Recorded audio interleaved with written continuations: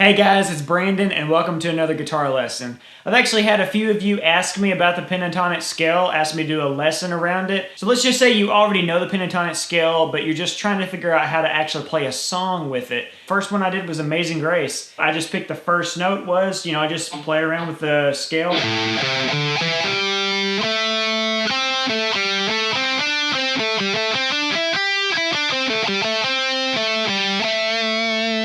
And this right here in the middle felt, pretty comfortable, and so I found the note. In the actual song, you got your first two notes are this. So what I did was, since I wasn't very skilled as far as finding the notes, I just would walk up the pentatonic scale like this. And I also did a lot of bending at the time too, because bending meant I didn't have to really navigate the scale very much. I could just bend up and just kind of cheat, so it'd be like this.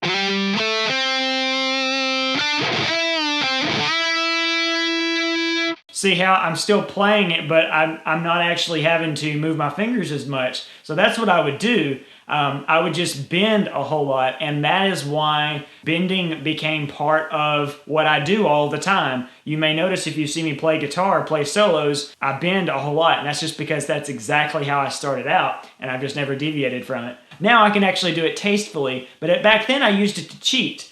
So you can do it too if you want to until you get comfortable with it. And I'd still have it, bent up, and then I'd go. You have to get your bends just right. Other than that, you could just walk up the scale. Now, the pentatonic scale is not perfect. You will, every now and then, encounter a song where you have to utilize either a sharp or a flat. What I mean by that is the note is going to go outside of that scale. So, you've got your scale, but you may have a song like Do Lord, and I'll show you that here in a second, that goes outside of that scale.